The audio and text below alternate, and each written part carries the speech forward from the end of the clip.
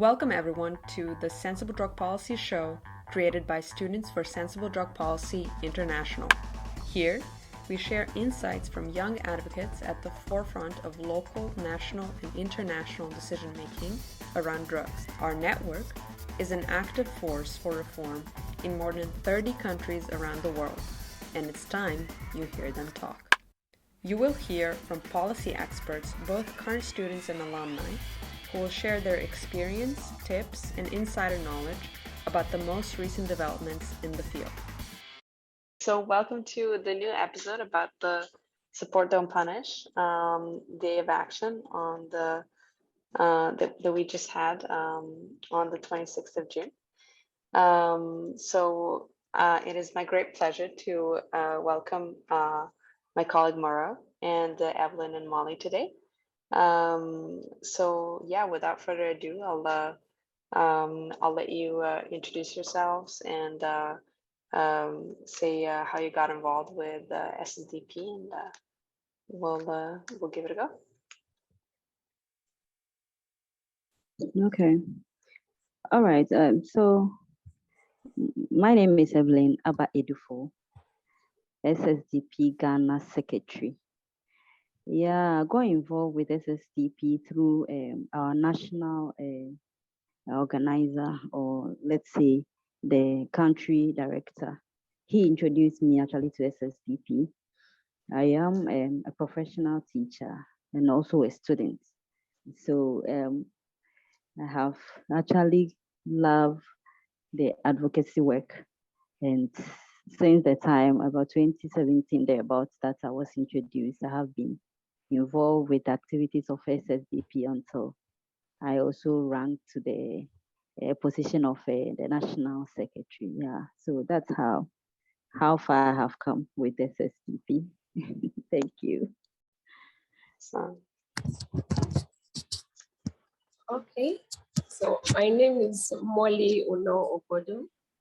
I'm the Vice President, SSDP University of Calabar chapter, Nigeria. I got involved in SSDP in the year 2020 through one of my colleagues. He happened to be the pioneer president of the chapter in Nigeria. And since 2020, I've been involved in advocacy actions through communications, getting to foster partnerships with relevant stakeholders to push out our advocacy work. And last year, I was elected as the vice president of the chapter. Nice, awesome, thank you. Cool. And Mara, do you want to say a couple words about yourself? Yeah, sure. Hi everyone, my name is Morofolo Adeniyi, and I'm the African Development Consultant at the moment. Before then, I was the West Africa Regional Director, and at the point I was also the African Global Fellow for SSDP in Africa, and at the point I was National Coordinator for SSDP in Nigeria.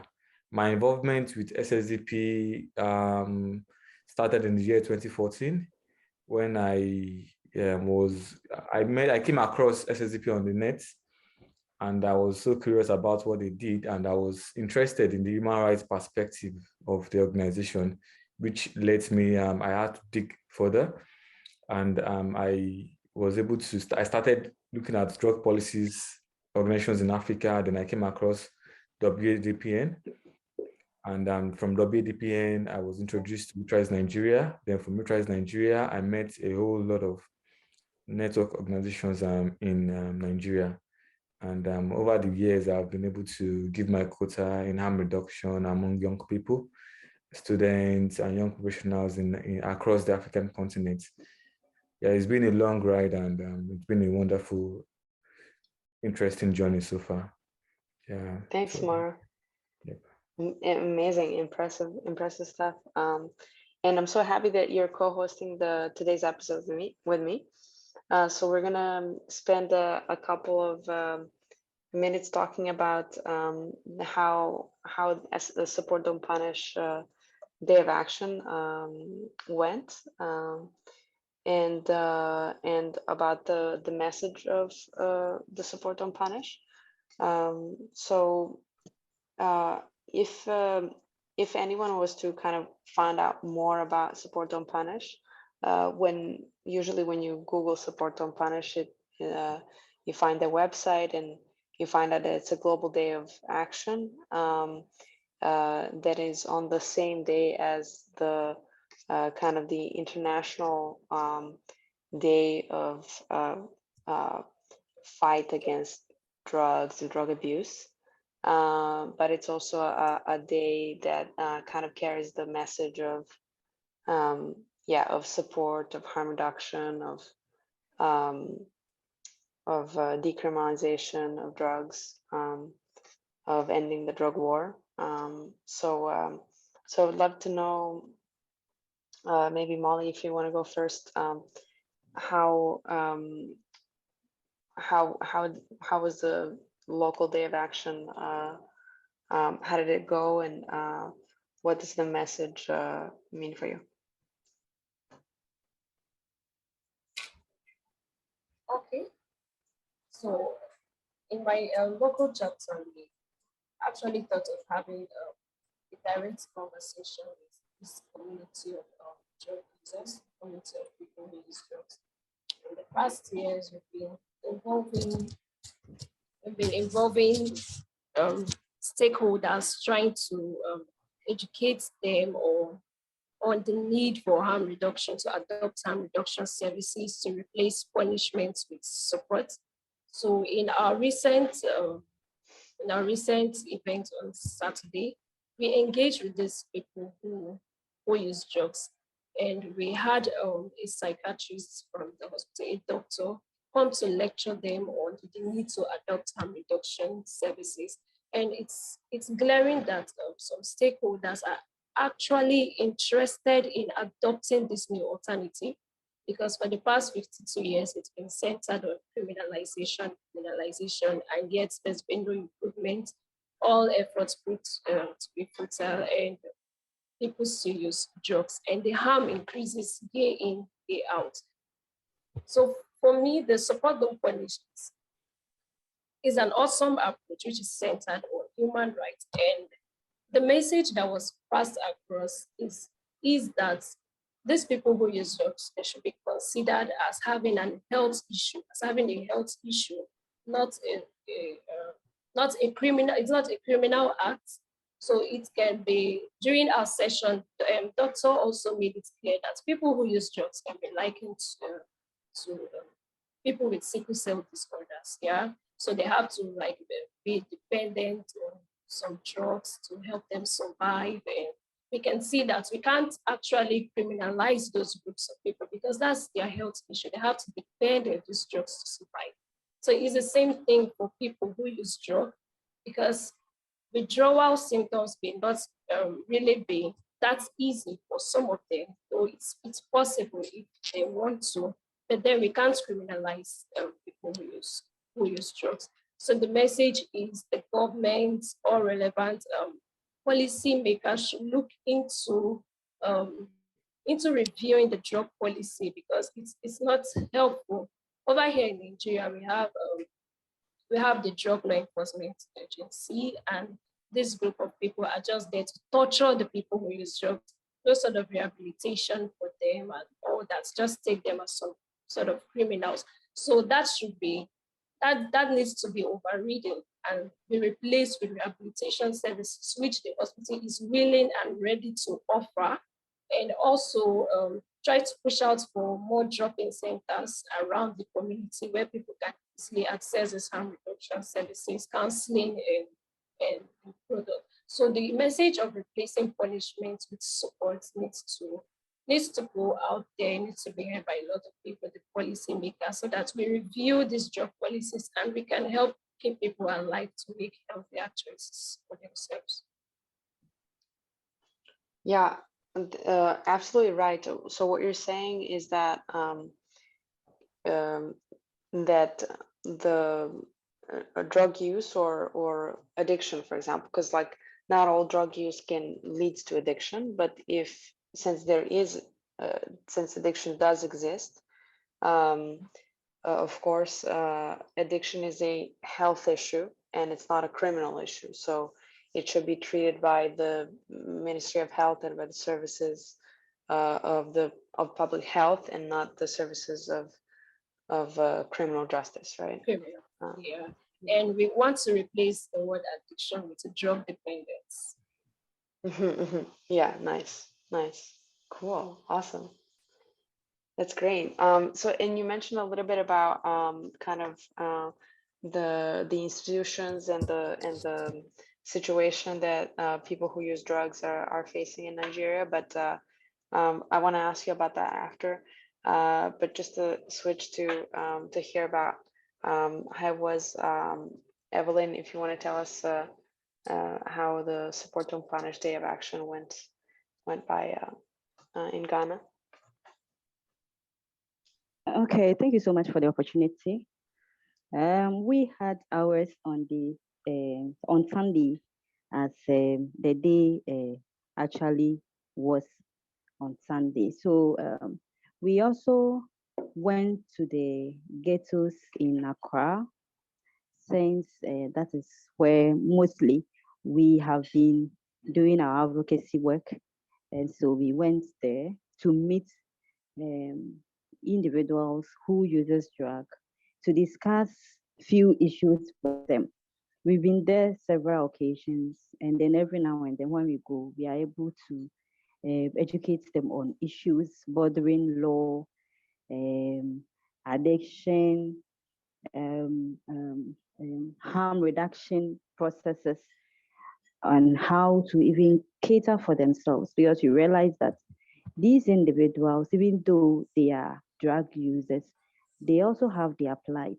And it looks more or less like the law is not in their favor. For that reason, if you are not careful, or care is not taken, and then you are arrested, you just go into prison and all that. And some few years back, Ghana was able to adjust our drug laws, and most of these they are not aware of. So we took opportunity to educate them on it.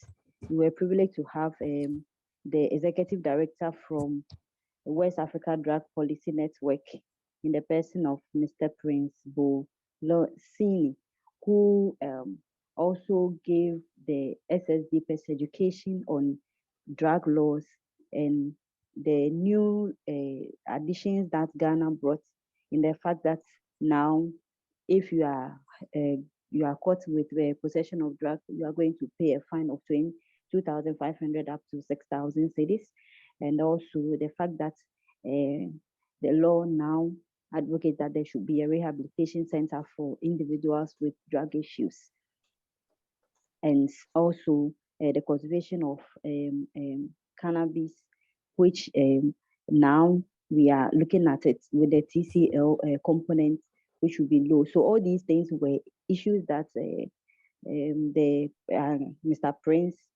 gave us education on. With the part of the individuals who uses drug that we met, we actually took time to listen to them on issues that bothers their mind. Issues like how they are criminalized simply because maybe you might not actually be even using the drug. You just find yourself at a center where drug is being used, and then if a policeman or any security officer pounces on you, you are taken and then you are incarcerated or you are imprisoned. And so these were some of the issues that we had to discuss with them. And you also realized that there were issues on the fact that people have like the individuals with drug, they are shunned away in the community. They are not cared of about. Whatever happens to them is nobody's business. And so they were very, very happy. And they are always happy to see that at least students like us, individuals who may not necessarily use drugs, but we still have them at heart, and then we come all the way to come and listen to them and then try to find solutions to their problem, and also to educate them as to where they can go for services such as harm reduction services. rehabilitation services when the need arises. So it was a nice day. It was fun, and we really enjoyed the day. Yeah. Thank you. Incredible. Thank you so much. And so you spoke a little bit about the challenges that people who use drugs face. What would you say are like, do you have anything to add about what are the main challenges that people who use drugs face in your community? So, when you talk about yeah. challenges that people who use drug are facing in the community, most of it is the fact that they are discriminated upon because they are looked at as people who are harmful. So nobody is ready to even go close to them. And whatever happens to them is none of anybody's business. They can't access social facilities such as a hospital because when you go there and then somebody feels that, are you coming to harm me? And they also feel afraid because they feel that if I should go there and somebody should see that I am a drug user, they can report me to the police and then the next thing I'll be arrested. So even when they have issues that they need health care, they are unable to actually access these facilities because of the fear of the fact that they will be in prison, incarcerated, and then or whatever it is. Yes. So these are the challenges, and sometimes some of them the challenge is with the fact that they have even skill, but society frown upon them, and they are not ready to employ them. They have employable skills that they can be employed to work, but they are not. Nobody is ready because of the fact that you are a drug user. And so that one is also a major challenge to them. They have the skills, they have the ability, they speak good English, but nobody is ready because people are afraid that they look at them, that tag of criminal is on them, criminality. So nobody is ready to even help when it comes to issues of that nature. Yeah. And I know that today's this year's Support Don't Punish Day of Action was had a specific focus specifically on women and minorities. So so what did you get a chance to speak to some women, and what did they say about like about the challenges that they're facing or their situation? And what's your take on that? We had few ladies that we actually talked to, and the issue is that for the men, it looks like they are able to open up a little bit, but when it comes to the women, it's a little bit difficult. But the challenge that they also have is the fact that this same they are looked at as a social misfit, and they are frowned upon. And sometimes you are pregnant, you need antenatal care, you need to go to hospital for few other things.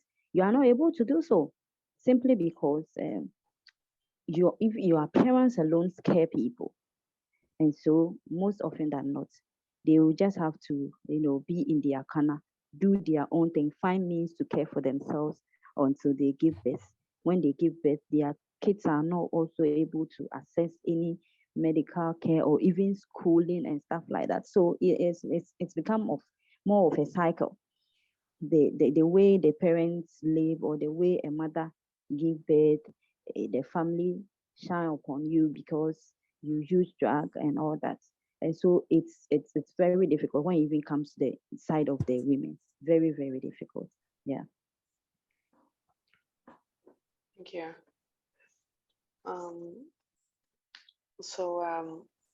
So Molly, would you like to tell us a little bit about what are the challenges that people who use drugs are facing in your community? Okay, let me add to what you said, because although we share challenges are quite similar over the continent. There are discriminatory acts by fellow humans around the community. They are being stigmatized and seen as being harmful, like she rightly stated. And some of these people who use drugs, they are unable to access proper employment or able to access like good jobs because you go to offer your service to someone and they're scared already by just seeing you, knowing that you use drug, or if peradventure they're able to get a job for a few days and the employer discovers that he or she uses drugs, then they're being laid off. So around the community, you find out that these people have really nothing useful doing for themselves because there's no support anywhere. They're not getting support from the government, no support from fellow humans. They're being stigmatized on a daily. So even to their income, their financial stability is not there. Nothing is coming in, and they find it quite difficult to fend for themselves. And yes, if they have families, that's also a problem, because even those some of these people who use drugs are really not harmful as the society perceives them to be, but then they are discriminated when it comes to job placement and or they're even accessing healthcare services. Then I would like to add to what she said regarding young women who use drug also. I would like to state that as a sort of like a double challenge for women.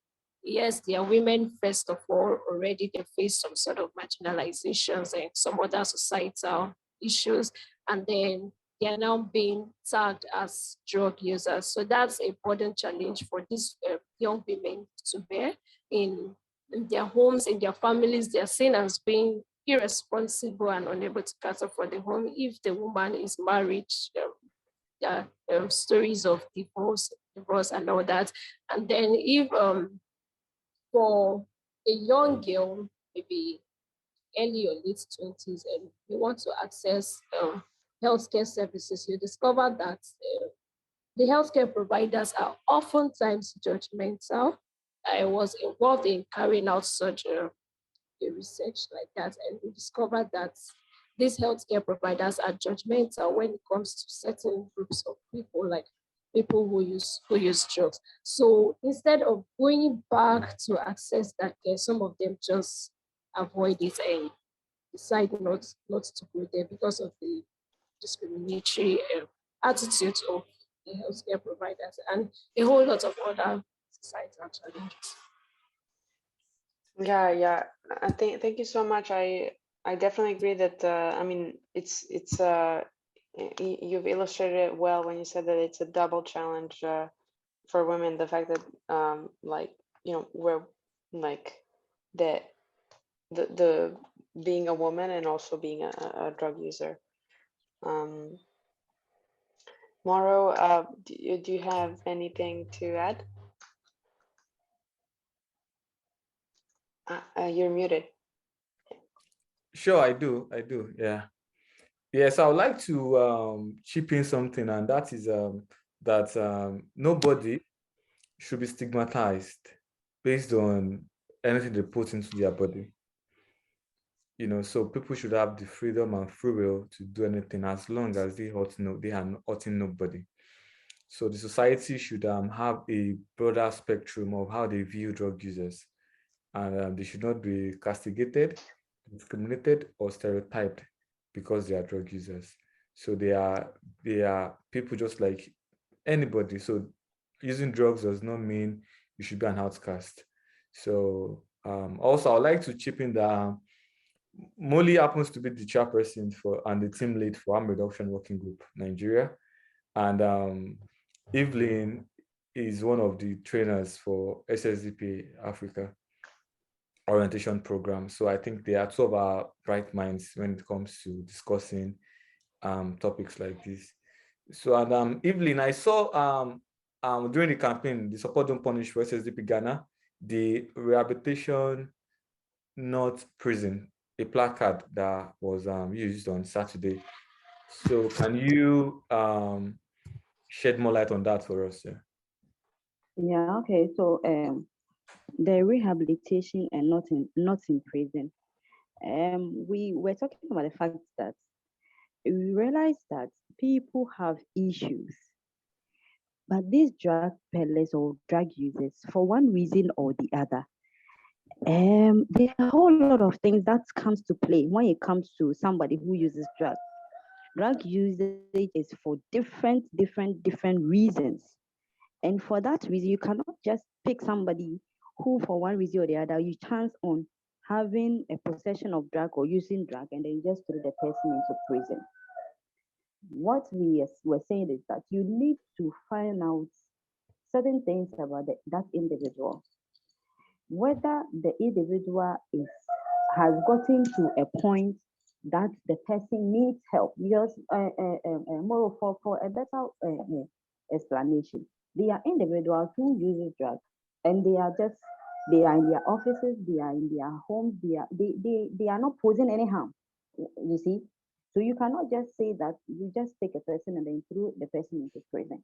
When we find out that they are individuals who, for one reason or the other, they are using drugs and have issues, what we are saying is that they should be put in a rehabilitation centers where they will be cared for, they will be educated, they will be given the necessary treatment and information in order for them to be able to use, even if they have to use the drug. Because believe you me, there are individuals who use drugs, they cannot just stop.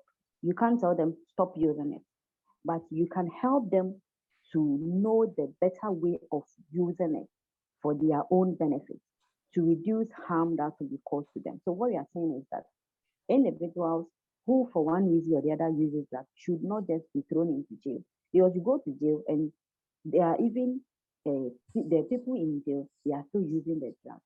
And you have not actually done any good to that person if you throw that person into jail. So what you're saying is that there should be more rehabilitation centers where individuals with issues of drug usage can even walk in and then give themselves up that, look, I am a drug user, but I think I have a challenge for this reason or that reason. I need help. And then they can be helped.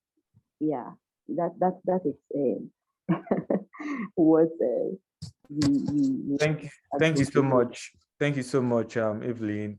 And Molly, looking at the campaign we have, and you know it's a yearly event. So what do you think we need to do differently as SSDPers, you know?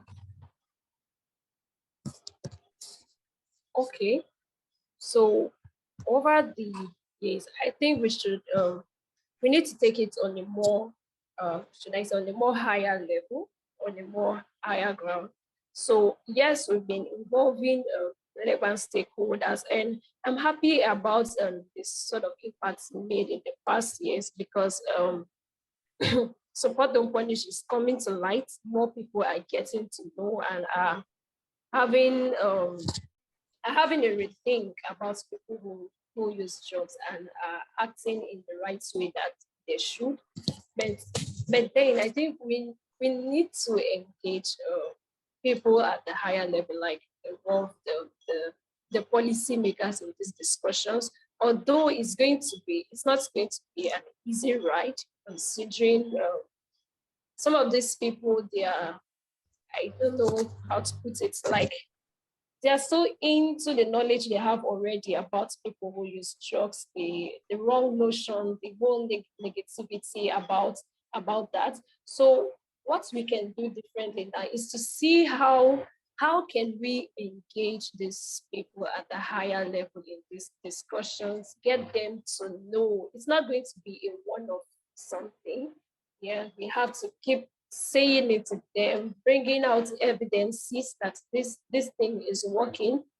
And because from what Eevelyn has said, the prison so far nothing has changed, because if you realize that even in prisons, these people still have access to drugs. So what are we doing? The prison is not helping. So we need to bring this kind of discussions to policymakers, to the government, to see how we can review these policies. If the problem is finding time to do it, we can offer to do that for ourselves. So I think we've done our part, we've done our best. Yes, we've made impact over the years, and I was really impressed with the hospital when they offered, when they said they offer services, rehabilitation services, and harm reduction services for people who use drugs. I was really happy about that because in previous times that was not available. So we can see that we are actually making an impact, but then we need to do it on a more higher scale. And then also, if there's a way we can look back throughout the years, like SSDP Nigeria, what have we done? What have we involved in? Who have we engaged? Try to assess and evaluate our progress so far, and know what to do going forward. All right, thank you. Yeah, Sarah. Awesome, thank you so much. Cool. So what is the kind of last maybe message of action that like a one sentence that you want to leave our listeners with before we wrap up? Okay, so I would like to leave with the word of our pioneer president when we had a national conference. One word he said, no human is more human than the other, and no harm reduction is more harm reductive than the other. So replace punishment with support, because we all need each other to survive. We can't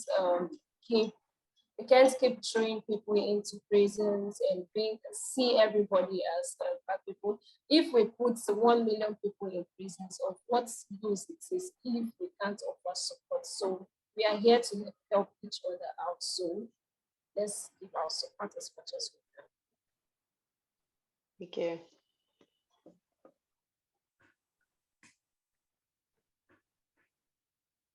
Evelyn, do you want to add anything? Okay. Yes, what I want to say is that we should all get involved with this supporting individuals who uses drugs. It can be anybody. It can be your family member. It can be a friend. It can be a colleague. Throwing people in jail and then not actually caring for people will not help all of us. And so I think that we should continue to offer our support in any way we can. We have to also engage the policymakers on issues bordering drug usage, so that good policies will be formulated to ensure that individuals who uses drugs are helped. Some of these individuals, they actually need help. And when help is offered to them, I'm sure you all have a better place to live. To be part of this program. And I know that with all the efforts that you are making, surely the sky will be our limit and then we'll surely get there. Thank you. Thank you so much. Cool. And remember, policymakers are people too, and they need education and they can be convinced and they can change their mind. So we're on a long road, but we're doing it. Oh, Thank yes, you. yes. Yes, I think, sorry, I think one of the issues that we can also take it up very well is education. And so we need to continuously offer education to individuals. It starts with us. It starts with the immediate surroundings, our home, the people around us. These individuals who use that, they live just among us. And sometimes, just because we don't understand them, we are unable to help them. So those of us who have education, who have had opportunity to listen to advocates who talk about some of these issues. We have to make sure that we educate until the time the issues would now stick into our heads. And then I think we'll be able to do. So one of the key factors is education, actually. Yeah. Exactly, because what we're kind of working with or working up against is the previous 60 years of education or indoctrination that went into a completely different direction than where we wanted, right? So this is what we're up against. And so can I add to what go ahead. said? Okay, and also like to say that as SSD Press, if there's a way we can give out psychosocial support out there, maybe try to have 1 or 2 drop-in centers where people who use drugs can receive counseling, psychosocial support, because it's not just about using the drugs. Yeah, some of them I see mental health and drug use as 2 sides of the same coin. One can lead to the other, and the other can also lead to the other. So if we can have such drop-in centers where we are young people, and most of these people users are also young people. So it's young people helping young people, giving support for each other, while we are also trying to engage the higher ups by doing our part by providing this support for them. Awesome, and it's really advocates like very you. True. Yes. So you see, Sarah, let me come in here. You see, one of the things that I've been doing, I think in my introduction, I said I am a professional teacher. So at any point in time, especially when the students are in their final year and they're about graduating, we do a workshop for them on the issues bordering on drug usage. Because we realize that students leave and go to the boarding house, and sometimes that is where they are introduced to a whole lot of new life, including the usage of drugs. So it's one of the things that at SSDP Ghana and as myself, we've been doing. We go to the secondary schools, we go to the elementary schools, and then give them education on such issues. So sometimes they see people use drugs and they think it is fun.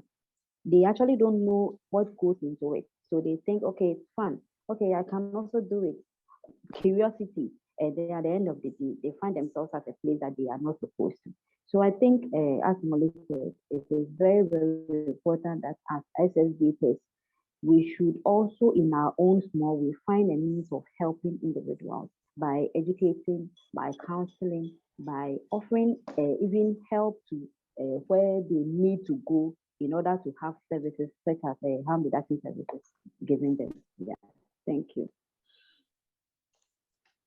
Fantastic. Yeah, and it's really advocates like you, Eevelyn and Molly, that are making the difference in fighting the good fight. All right, awesome. So thank you so much for today, and I hope we host you again soon. Awesome. Hi, everyone. So right now we have Juan with us from IDPC. So Maura and I are talking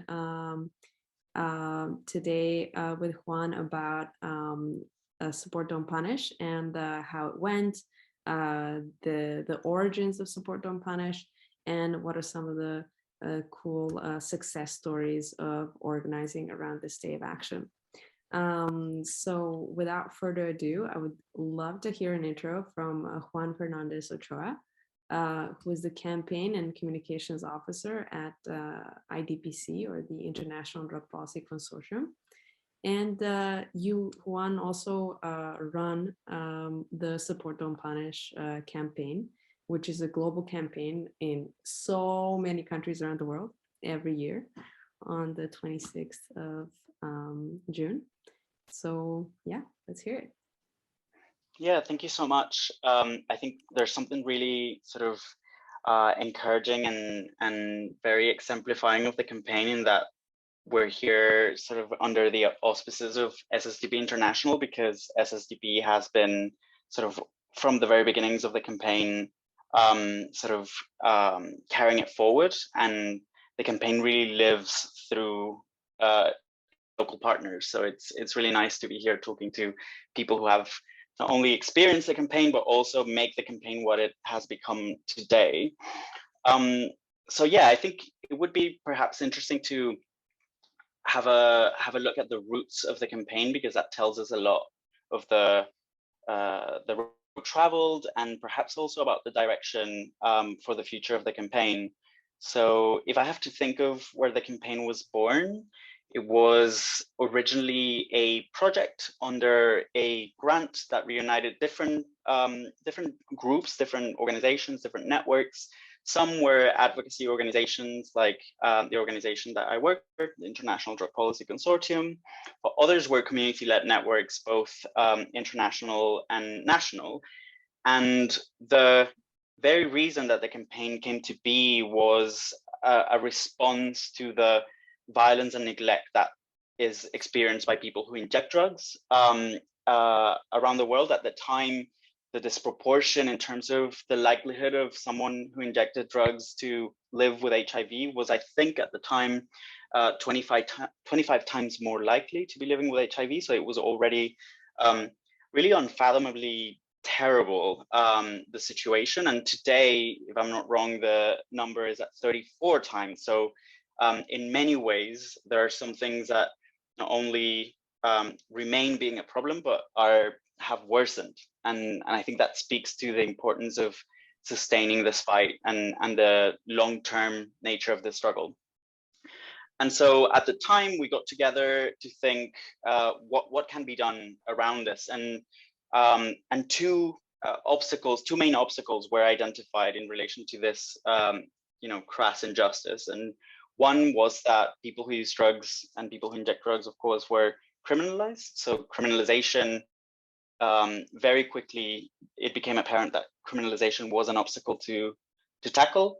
And the other obstacles that we identified, of course, is the limited access to harm reduction services, which we can talk a little bit about how that has evolved ever since. But I think it's important to allude to that time, because even though the campaign has evolved dramatically ever since, at the core, I think it's pretty interesting that the two sort of main asks of the campaign remain stable. Like, we want a world where people who use drugs aren't punished or criminalized, and where people who use drugs can, if they so desire, on a voluntary basis, access a broad range of harm reduction interventions, including, of course, opioid substitution therapy or opioid agonist therapy and needle and syringe programs, but not only, because the harm reduction, the range of interventions that we can understand under harm reduction is so broad, now. And that's another thing that the campaign has made so interesting, that thanks to the campaign, we discover how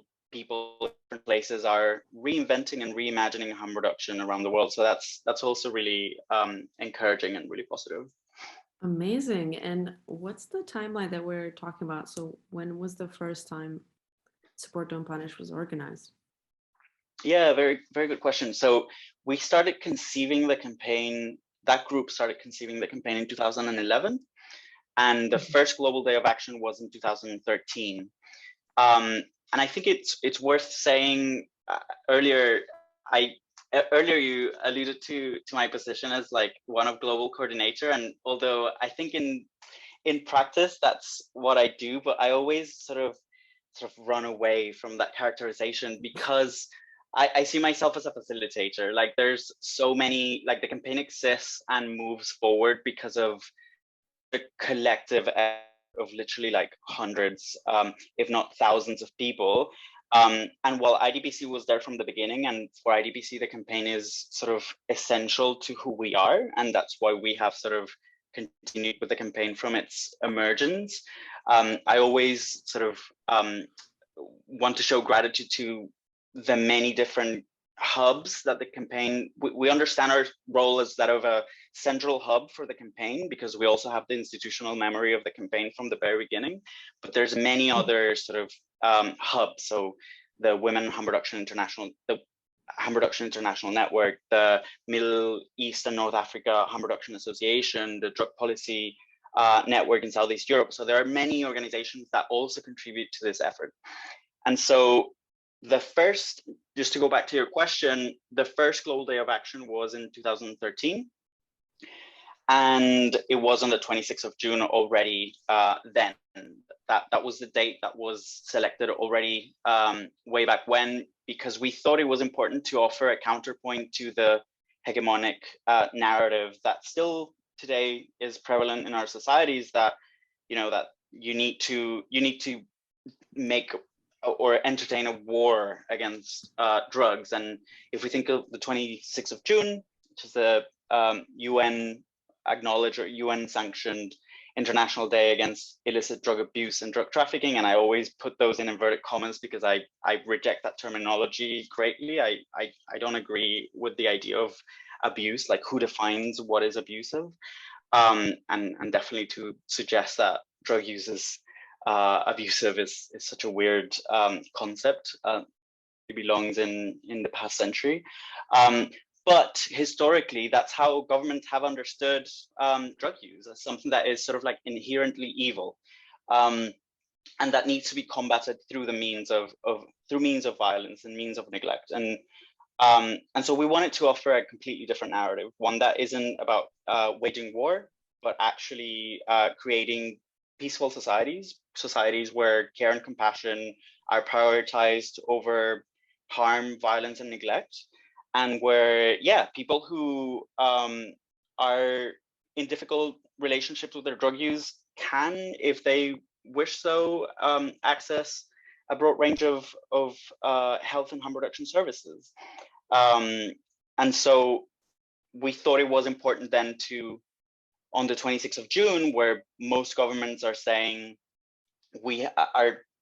most governments are proclaiming success in their war on drugs in terms of how many people they arrest. We have seen incredibly gruesome interpretations of this 26th of June, the official day. From, for example, until very recently, China or the Chinese government would announce executions on the 26th of June. And at least in one case, 3 years ago, the execution was carried out directly after it being announced. So the whole thing took almost, really macabre interpretations.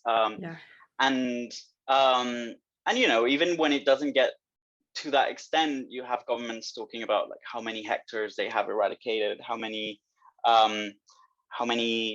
networks have been dismantled, and all these numbers that, if we look at what's behind, it's lives being destroyed and people being burdened by death and harm that occurs through contact through the legal system. So we wanted to take all that and create a mirror image that reflects what we want for our society. So the Global Day of Action is on the 26th of June to offer a counterpoint to this narrative of war and of alienation and of exclusion, to focus on compassion, care, and community building.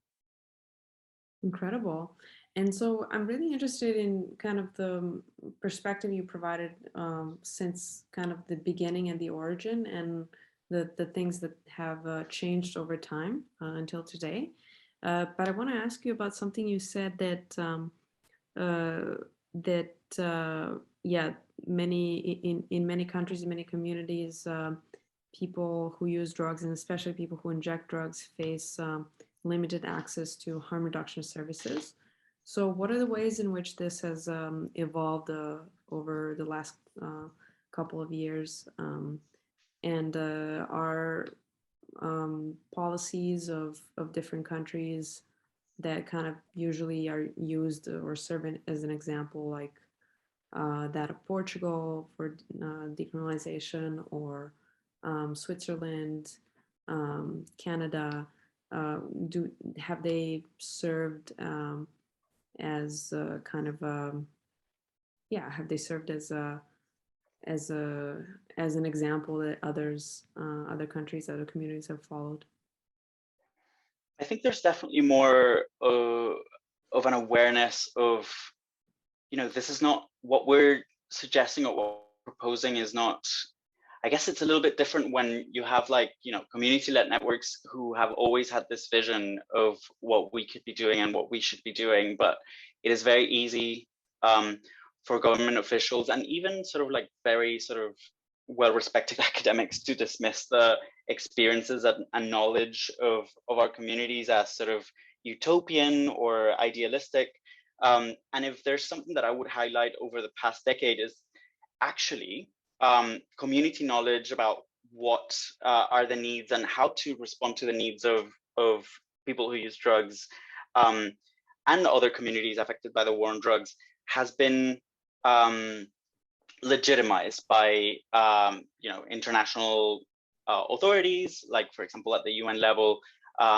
You have an increasing recognition that harm reduction and decriminalization should be an essential component of a public health orientated approach to drugs. So for example, in 2018, you have the UN family as a whole, the UN system, saying, well, actually, harm reduction is essential. And this is something that WHO had been saying, the World Health Organization had been saying for a long time. But now you have the whole UN family with this UN common position on drugs that not only validates knowledge about the importance of harm reduction, but also about the importance of decriminalization as a way to remove barriers in access to health and remove access in general to our communities thriving. So I think that is something to highlight, like an increased recognition that these solutions work and that they are not only desirable, but essential to a health-oriented approach to drugs. So I think that legitimizing of community knowledge that has been there for a long time is very encouraging from international authorities. So beyond the question of legitimacy, I think there's, in practical terms, an increased take-up of harm reduction and decrim. When we started the campaign, we had only 25 countries that had implemented decriminalization, including Portugal that you mentioned. Now we're more like at 35, with more countries exploring alternatives in that direction. And when it comes to countries that implemented opioid agonist therapy and needle and syringe programs, which are like two of the core interventions, harm reduction interventions, we went from 77 countries to 86. So our movement, I guess, I mean, it is certain that our movement not only has been legitimized by international authorities and the normative basis for decriminalization and harm reduction has strengthened and solidified. I mentioned the common position on drug policy, but there's also the political declaration and action plan on HIV/AIDS that also confirms the importance of harm reduction and decrim. But also, as I was saying, the practice at country level has improved dramatically. Now, there's still a long way to go because 86 countries out of the international community represent not even half of the total countries around the world. So there's still a long way to go. But I think, as you were saying, there are countries and jurisdictions where we've seen change happen, like the Portuguese experience, and those experiences offer a lot of lessons, including in terms of how we continue to perfect drug policies, because something that I think we should be very aware of is that there's no point at which we can say, or at least not anywhere soon, where we can say this is done, like this country has figured out its drug policy and there's nothing to be improved. On the contrary, like even when we look at the Portuguese model, there's aspects that can be improved. So what I find incredibly interesting and promising about the campaign is that you have literally thousands of people pushing towards that goal of building a society where we all fit, no one's left behind, and we can all thrive. And that's a marathon, not a sprint. And it's been 10 years, but I'm looking forward to what we can accomplish in the next 10. Amazing, so cool. Well, this is another question about kind of, yeah, the last 10 years. I feel like this is a fantastic opportunity to ask you about this. For someone listening who has kind of had a kind of a zoomed out, distant kind of the overview of the drug policy, drugs, and maybe some of the conversations about drug laws in the last 10 years in the major news outlets and media. They've certainly kind of taken, they've certainly, registered the fact that cannabis has been legalized and decriminalized in many countries. That medical cannabis has kind of taken was taken up by governments as a task to kind of build a model, a structure where patients can get access to this medicine. Then also psychedelics seem to be going through a full-blown, full-speed renaissance right now in terms of now already becoming mainstream that that certain substances can be used quite effectively in mental health therapy. So what are the ways in which these developments have influenced or not, have maybe even how can I say, pushed back the developments of creating policies for everyone and creating policies that ultimately serve people who use drugs and also people who inject drugs. Yeah, that is also a very good question, and I think I would give you an answer in two parts that might seem contradictory, but I'm hoping I will be able to bridge those apparent tensions in my response. So the first thing that I would say is like that the war on drugs as an apparatus of violence and of neglect is incredibly pervasive, and very often I feel like we made the mistake of believing that these are solely this is solely an apparatus, a legal apparatus, so an institutional legal apparatus, whereas in reality this is also an ideational apparatus. Like the war on drugs doesn't only live in the law and in practices by the state, but also in the way we relate to each other and in the kinds of expressions that people use to refer to people who use drugs, in systems of housing, in systems of health, in it's so incredibly comprehensive. So it is, I think, something that we should be very attentive to is how do we undermine, and I guess that creates space for optimism also, because there are so many ways how we can undermine the war on drugs, not necessarily through legal change, although that is important. There are so many places to start. So even if it seems sort of catastrophically gigantic, at least like there's that means that there are so many different places to start, including within ourselves. So that's the first thing to say, and I'm saying this because I feel part of the discourse that leads to initiatives towards decriminalization or medicalization or regulation of specific substances very often is pervaded by this war on drugs mentality. What does it say that you want access to, for example, cannabis, if at the same time you continue to malign people who use opioids? Is that not another form of prohibition or the war on drugs? I believe so. Yeah, it's so prohibition reinvented for 2022. Yeah, I completely agree with that. Like the idea that like you would create, you would advocate for cannabis reforms, for example, by pitting people who use cannabis against people who use opioids I would fully agree that this is just prohibition reinvented. And the reason why I said I would contradict myself in the second part of this response is because at the same time, we do have to acknowledge that the prohibition of cannabis accounts for a huge amount of the harms caused by the war on drugs. So like in countries like this one, like the one where I live, which is the UK, if I'm not wrong, cannabis offenses account for over 75% of stops and arrests and prosecutions. And this is something that we see in different parts of the world, not only because cannabis is the most used drug, but also because cannabis has been through, white supremacy and prohibition conspiring has been associated with populations that are subjected to state violence and social control.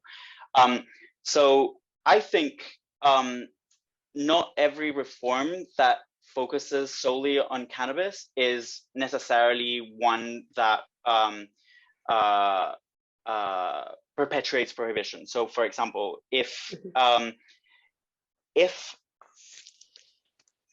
let's take, for example, the what just happened in Thailand with cannabis. The whole cannabis plant has been removed from the narcotics list, which has de facto legalized cannabis.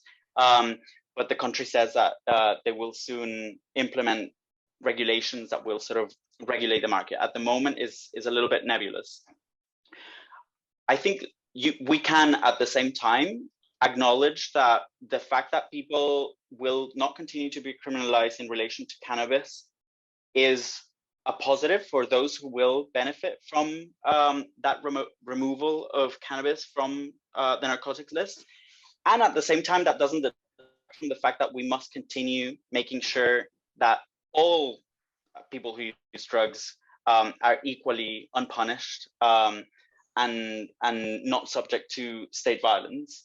And at the same time, I think that is a reminder that like decriminalization of all drugs should be a baseline for any change that we want to see in the world. And yet, when it comes to legal regulation, sometimes you need to leverage the windows of opportunity that open, like activists have done in Thailand, but like activists also push for in Uruguay, because countries may not have, governments may not have the appetite to regulate other substances.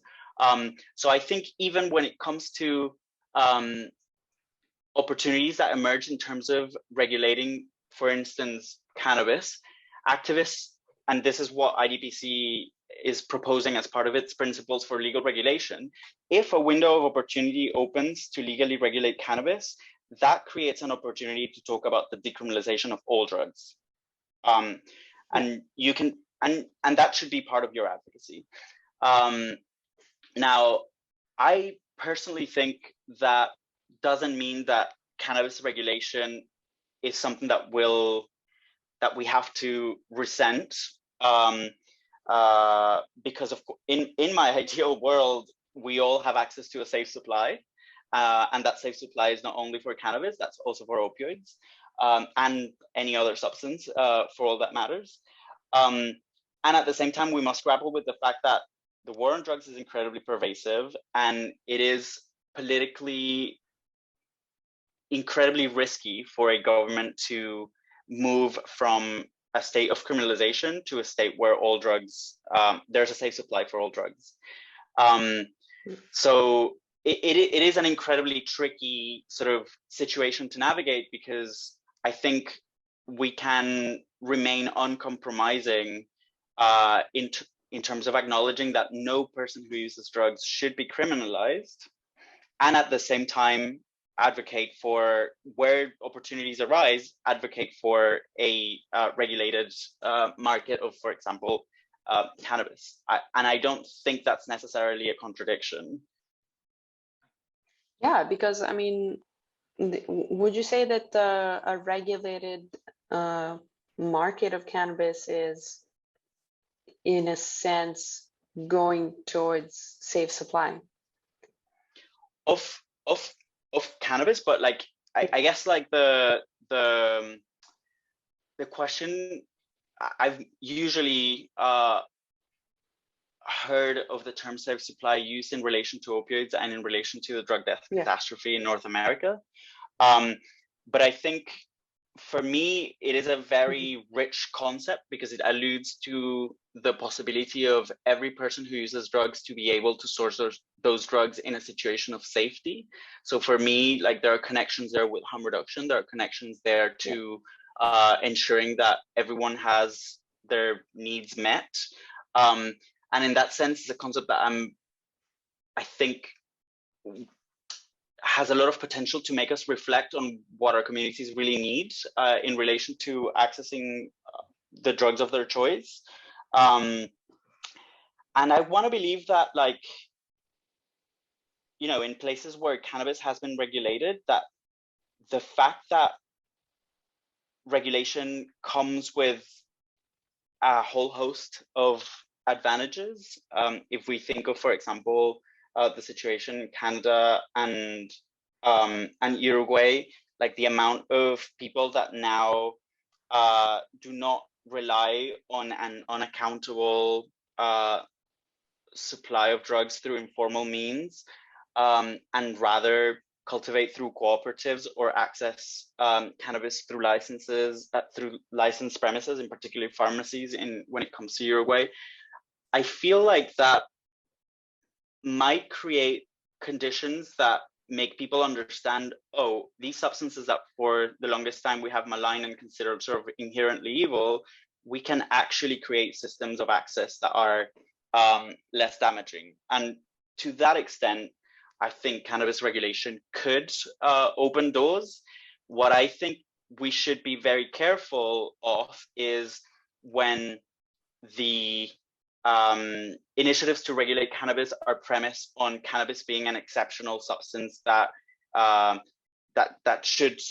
behaves or exists, that is inverted commas better than others, because then you start creating a hierarchy of people who use drugs, like what we were saying, like prohibition 2.0 or prohibition reinvented, and navigating these tensions, like making cases for regulation without throwing other communities of people who use drugs under the bus is a tricky and complicated challenge. But I think it's not an unsurmountable challenge. You know, we can acknowledge that the political conditions to regulate cannabis in some contexts are in place, whereas the political conditions to regulate, for instance, heroin are not. I think the best that we can do in those cases is acknowledge the situation and continue advocating for the best kind of regulation that we can get, whilst at the same time illuminating that prohibition is harmful in and of itself, and that no one should be criminalized, and use that opportunity to ensure that the benefits of policy reform do not only benefit certain people who use drugs over others. So basically, to sum it up, I think we can advocate for cannabis reforms without adopting this drug exceptionalism or prohibition reinvented viewpoint. Yeah, and it's just a beginning to regulating all drugs. Yeah, and this is something that IDPC also stressed in the introduction to this document that we created on principles for the responsible legal regulation of cannabis. We said, because of the amount of evidence and clarity that we have on the legal regulation of cannabis already, we can already posit all these principles, but we think legal regulation is not just for cannabis. And actually, we're already thinking, how would we replicate those principles for other substances? Would they stay the same? Are there any things that would need tweaking?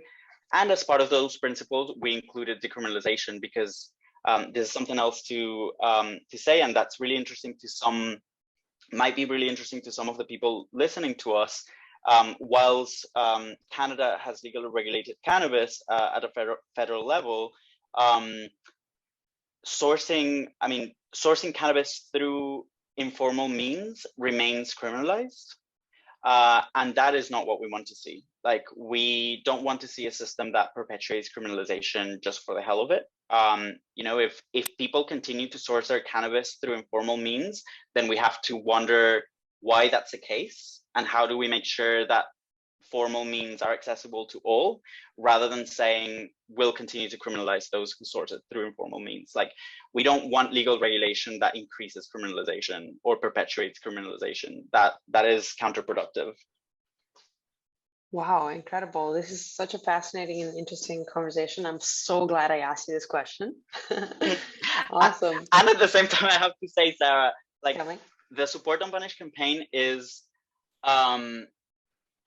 such a global effort. Like, and you know, there's been activities in over 110 countries. There's been almost 1,800 activities in more than 110 countries. So it's incredibly global. And not everyone is ready. Not all of our local partners are ready to talk about legal regulation. And we understand that. So I just want to add that there, because while we respect and acknowledge that some of our local partners are ready to have that conversation, and that is very important in their context, we also understand that in some places, you know, you still, like, people who use drugs don't even have access to hygienic syringes. And so I think it's something to take into account, that like there is no shared position yet among Support Don't Punish campaigners when it comes to legal regulation, in the same way that there's a shared understanding on decrim and harm reduction. But more and more are now integrating legal regulation into their advocacy. And I think that's very interesting. Yeah, like for example, you're thinking of a place like Russia, where, if I'm not mistaken, Russia has criminalized the harm reduction service of giving out clean syringes, which effectively means that if you are injecting drugs in Russia, you are like super likely to get infected by, like, through like needle exchange. Yeah, like it is for me, like the situation in Russia exemplifies so many of the wrongs that the war on drugs has created for our community. So many of the harms that the war on drugs has created for our communities, because there's a wide ranging criminalization of behaviors associated with drug use, but also supporting people who use drugs, as you say, like the provision of, for example, methadone, which is such a standard medication, like widely understood, like a part of the harm reduction response in 86 different countries at least. There you would be considered a trafficker if you offered people methadone. And in fact, like, we have colleagues who have been imprisoned in the invaded territories of the Donbass region in Ukraine, because they were just carrying their medication. They were Ukrainian citizens carrying their medication, methadone, with them, people who use drugs. And the de facto authorities of the Donetsk Republic found that this colleague was carrying methadone with him, and put him in prison for 2 years in a basement with no access to their opioid agonist therapy, in a situation of squalor. And luckily he was released, but there's many who haven't been released because the Russian state, or rather the government of the Russian state, believes that doesn't believe in harm reduction, believes that harm reduction is basically the same as peddling or promoting drug use willy-nilly. Of course, if you ask me, I think this is a political stance, an ideological stance that's purely instrumental and deliberately utilized to build clout and to serve like an ideological war with what they perceive to be their political opponents in the international stage. But it's a dramatic situation. Like it's the biggest concentrated HIV epidemic among people who inject drugs in the world, if I'm not wrong. So yeah, the situation is dire, and that's precisely. And at the same time, there are support to punish campaigners in Russia. You know, like in St. Petersburg, in Moscow, in Kaliningrad, our colleagues are mobilizing against this really huge apparatus of violence because they believe, like us, that people who use drugs are humans, and we deserve all the compassion and respect that anyone else in the society deserves. Awesome, cool. And Juan, do you want to tell us a bit about how this year's Support Don't Punish Day of Action went? Yeah, so it was another great year for the campaign. I don't know if I said it before, but the campaign, the Global Day of Action in 2013 started with activities in 44 cities of 21 countries. And this year we had activities in 281 cities of 91 countries. So in terms of cities, that's a record. Not that, you know, it's not all about numbers, but of course that gives one a sense of what's the word, affirmation and energy to know that, you know, the campaign is still not only sustained but growing. So that was fantastic, and I think it speaks to the appetite of people in any context that you can imagine to create communities again where people who use drugs are not left behind and not the subject of multiple forms of violence.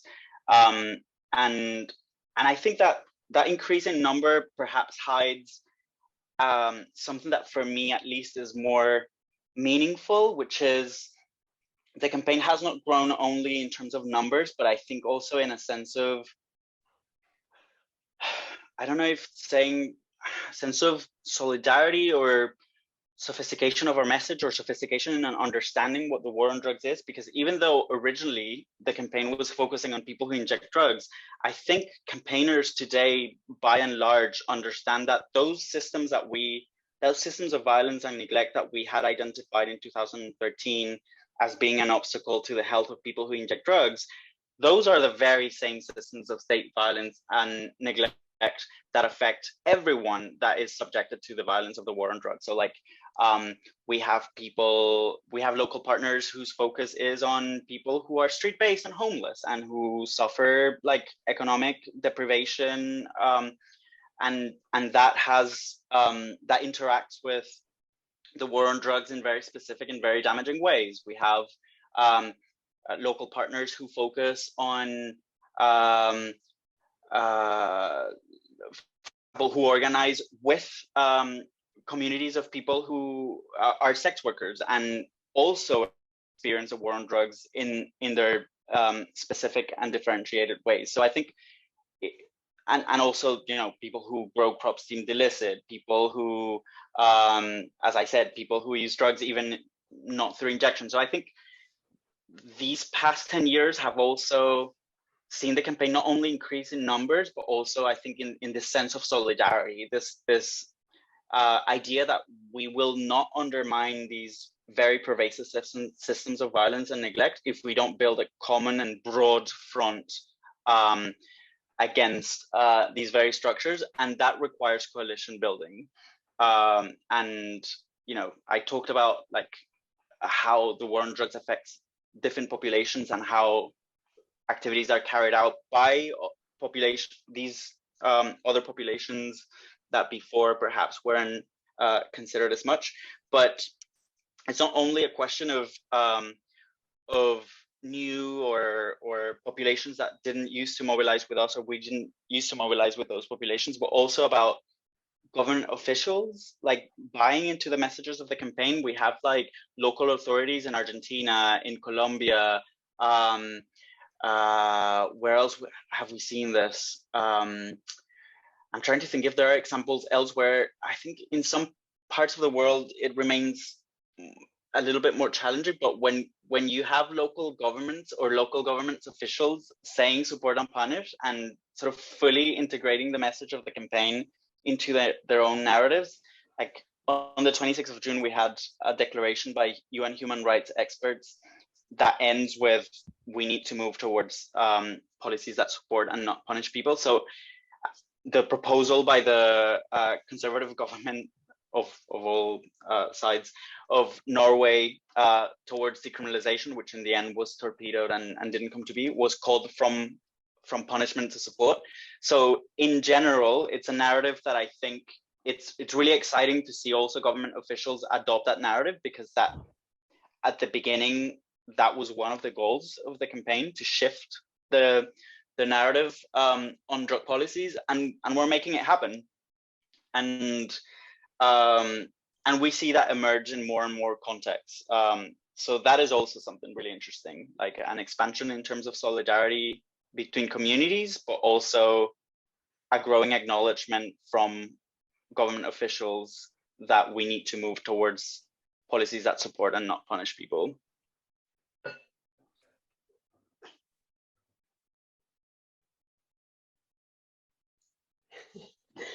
Yeah. Maura, I was looking at you. I was like, oh, is he gonna ask a question? Okay, I really want to commend Juan for coming up, and I've really learned a lot about the successes of support and punish over the years, and I would really like to commend him and the team for all they've done, and hopefully we have more partnerships with IDPC and support and punish in the coming years, and probably the next project you're trying to hold, we'll probably like to contribute our quota to this. Yeah, so I'll leave it to Sarah to continue. Yeah, so yeah, go ahead. I was just very briefly going to say, you know, the role of youth-led organizations in advancing the campaign is, you know, I was talking to all these different communities that experience the war on drugs in specific and differentiated ways. Young people are one of these, and it's really exciting to see, you know, youth organizations not only involved in drug policy reform, like SSDP, of course, but like Youth Rise, like the Paradigma Coalition organizing this cross-regional conference a while ago. There are literally so many that it would be impossible to name them all. But also this year, for example, there was a youth-led, an organization that is youth-led, and it's of young people living with HIV organizing as part of the Support and Punish campaign, because they realize that the impact of the war on drugs on young people is, and in particular on young people living with HIV, is incredibly intense and harmful. So yeah, like the role of young people in growing and expanding and carrying forward this campaign is impossible to deny, and so important. Well, what are some of the success stories you've seen as a facilitator of the local actions across the world? I think they look like, for instance, what I was mentioning before, where you have like in the government of the city of Bogota, which is the capital of Colombia. There's a department specifically focused on the needs of young people, and they launched themselves a Support and Punish theme campaign last year. It was accompanied by this like really cool hip hop that they produce, like in collaboration with the young people that they serve.